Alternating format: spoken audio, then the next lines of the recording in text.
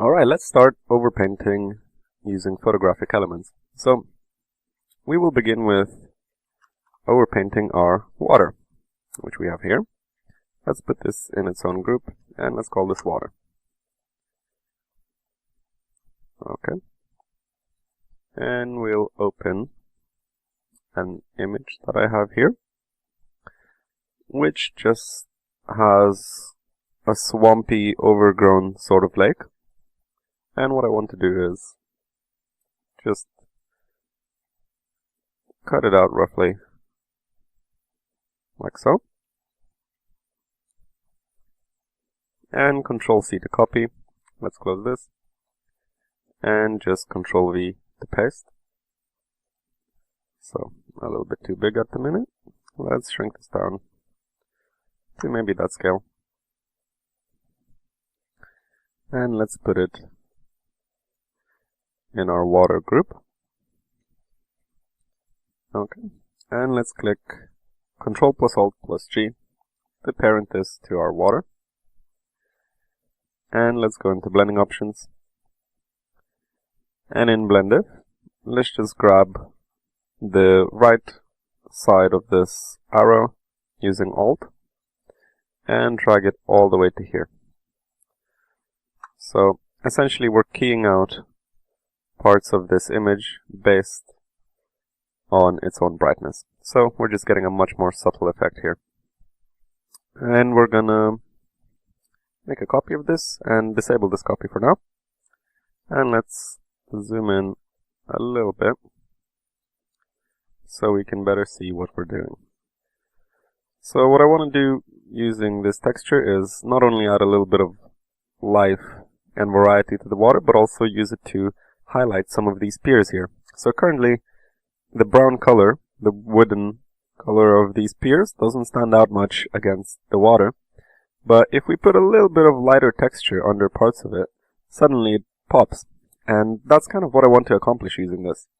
In addition, I'm gonna maybe move this over areas where it looks like it's grown out from the edges, like so.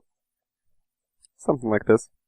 So let's just add a mask, invert it, and grab our soft round brush. And using the white color, let's just very subtly start painting this in.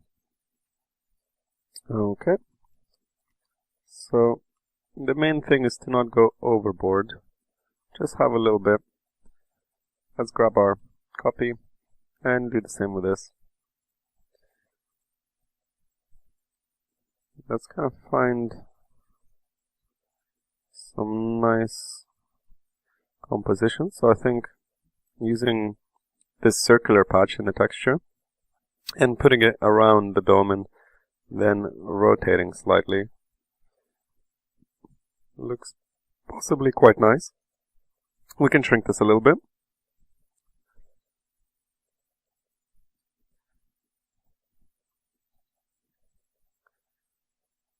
Something like that. And let's just turn this black.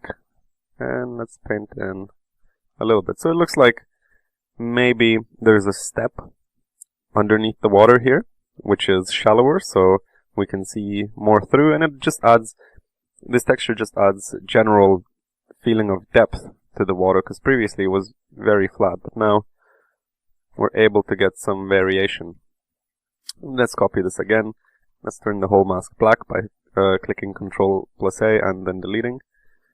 But you have to do so with the white selected. And if we click Shift, we can disable the mask and see where our texture is going. So maybe let's flip it horizontally. And let's just utilize it here again. Let's paint in a little bit.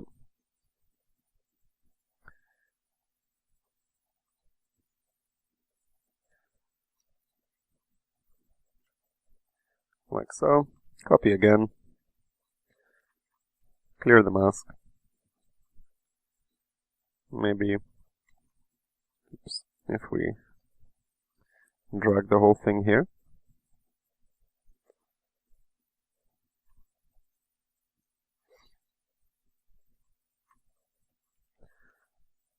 And just slightly paint in little bits of this texture.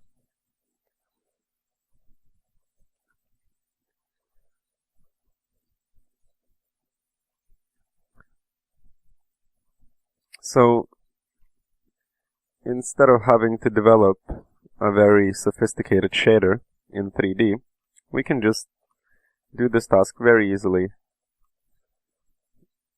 in matte painting and not have to worry about spending all that time, which we want to, of course, save. So maybe, here I kind of would like a little bit more green, but I don't want to create a new layer, so I can just select my Kunststamp tool and just grab from a bit of this image where I know there is more texture, and then just paint more in here. Oh, I want the opacity to be 100.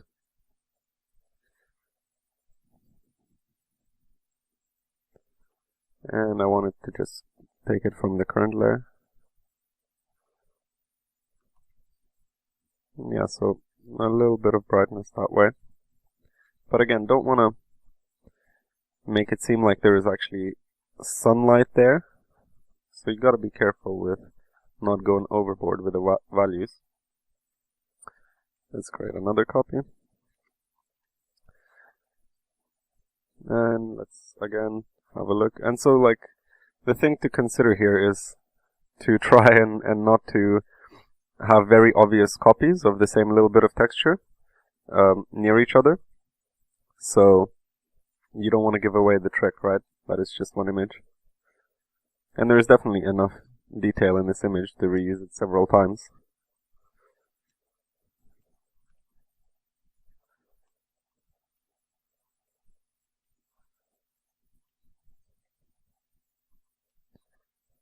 Let's copy again. And of course, you can use more than one image if you find that your image isn't working out by itself. Let's disable the Z depth for a minute. It's much clearer this way.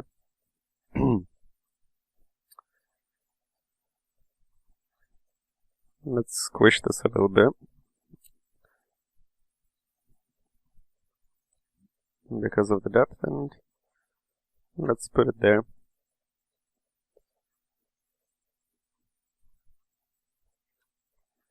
And here, let's just paint in a little bit of texture.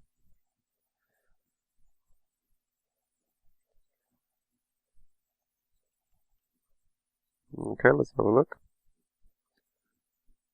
And I find that just clicking this mask on and off is a great way to kind of try and notice little details that look good that you wouldn't have otherwise. For example, I think here we can add a little bit more. And it's just moving your layers randomly often yields some very cool results that you wouldn't have expected yourself, and it's a nice little way to generate ideas. For example, here I think we can get away with quite a bit.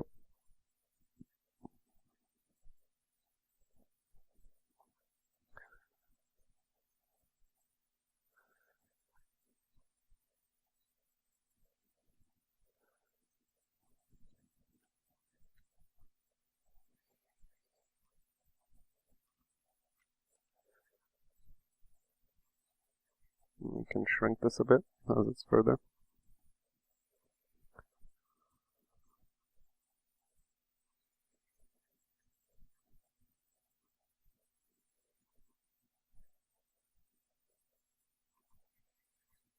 Okay. Maybe let's tone this down a little bit. And let's copy once more.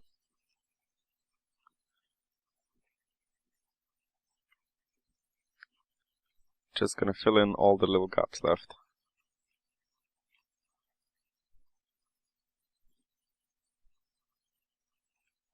A bit there.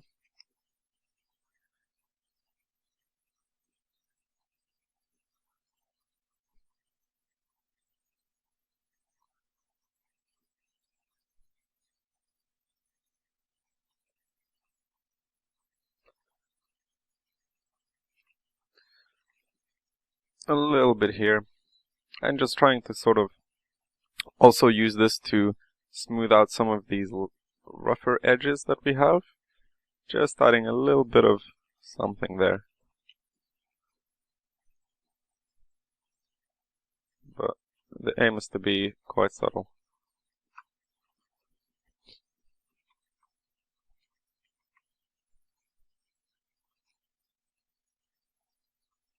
A little bit there. And let's finish this off by putting a little bit in this bit. And you don't need to put in as much detail or effort in the background as you do in the foreground. But it's nice to have just a little bit of something.